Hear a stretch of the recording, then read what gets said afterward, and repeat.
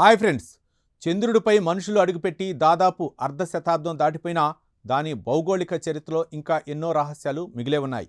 ముఖ్యంగా చంద్రుడి ఉపరితలంపై ఏ ప్రాంతంలో ఏ రసాయన మూలకాలు ఎంత మోతాదులో ఉన్నాయో తెలిపే పూర్తి మ్యాప్ ఇప్పటికీ శాస్త్రవేత్తల వద్ద లేదు. ఇప్పుడు ఒక చిన్న ఎక్స్రే టెలిస్కోప్ సహాయంతో చంద్రుడి మొత్తం ఉపరితలానికి కెమికల్ మ్యాప్ రూపొందించే అవకాశం ఉందని పరిశోధకులు చెబుతున్నారు. అసలు ఈ టెక్నాలజీ ఎలా పనిచేస్తుందో ఇప్పుడు తెలుసుకుందాం. జపాన్లోని టోక్యో మెట్రోపాలిటన్ యూనివర్సిటీకి చెందిన ఎయిరి టొయిడా, ప్రొఫెసర్ చిరో ఎజోయై నేతృత్వంలోని బృందం ఈ అధ్యయనం నిర్వహించింది. వారి పరిశోధన ఫలితాలు ఎర్త్ ప్లానెటస్ అండ్ స్పేస్ జర్నల్లో ప్రచురితమయ్యాయి.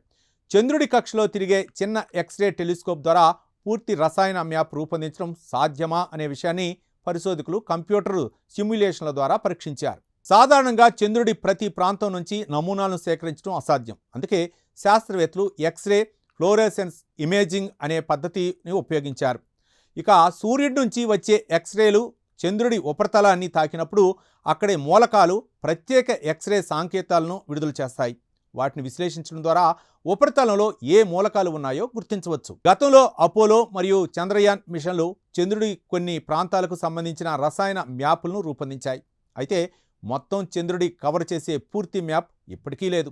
ముఖ్యంగా ధ్రువ ప్రాంతాల్లో సూర్యకాంతి తక్కువగా ఉండటం వల్ల అక్కడి రసాయన సంకేతాలను గుర్తించడం మరింత కష్టంగా మారుతోంది. ఈ సమస్యకు పరిష్కారంగా పరిశోధకులు ఒక ప్రత్యేకమైన చిన్న ఎక్స్రే టెలిస్కోప్ను ప్రతిపాదించారు. వాస్తవానికి ఈ టెలిస్కోప్ను మొదట భూమి అయస్కాంత మండలాన్ని అధ్యయనం చేయడానికి రూపొందించారు. దీని బరువు 10 కిలోల గ్రాముల కంటే తక్కువ. అంతేకాకుండా అంతరిక్షంలోని తీవ్ర రేడియేషన్ పరిస్థితులను కూడా తట్టుకునేలా దీన్ని పరీక్షించారు. సిమ్యులేషన్ల ప్రకారం చంద్రుడి కక్షలో తిరిగే ఒక టెలిస్కోప్ను ఉపయోగించిన సంవత్సరానికి సుమారు 300 సౌర జ్వాలలు సంభవిస్తాయని భావిస్తే 2 సంవత్సరాల్లో చంద్రుడి మొత్తం ఉపరితలంలో ఆక్సిజన్, ఇనుము, మెగ్నీషియం, అల్యూమినియం, సిలికాన్ అనే 5 ముఖ్య మూలకాల పంపిణీ మ్యాప్ చేయవచ్చు. ఇంకా ఆసక్తికరమైన విషయం ఏంటంటే ఒక టెలిస్కోప్ బదులు 5x5 అమెరికాలో మొత్తం 25 టెలిస్కోప్లను ఉపయోగిస్తే అదే పనిని కేవలం 1 సంవత్సరంలో పూర్తి చేయవచ్చని పరిశోధకులు గుర్తించారు.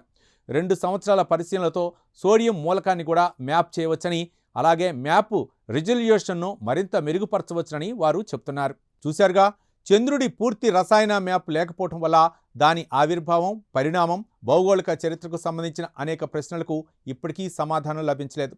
ఈ సమస్యను అధిగమించేందుకు టోక్యో మెట్రోపాలిటన్ యూనివర్సిటీ పరిశోధకులు చిన్న ఎక్స్రే టెలిస్కోప్ ఆధారిత మిషన్ను ప్రతిపాదించారు. కంప్యూటర్ సిమ్యులేషన్లు ఈ విధానం సాధ్యమని సూచించాయి.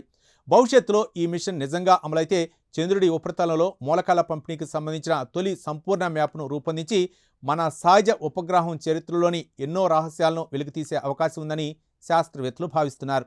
ఈ ప్రత్యేక కథనంపై మీ అభిప్రాయాలను కామెంట్ ద్వారా తెలపండి. వీడియో నచ్చితే లైక్ చేసి ఛానల్ని సబ్స్క్రైబ్ చేయండి. Thank you.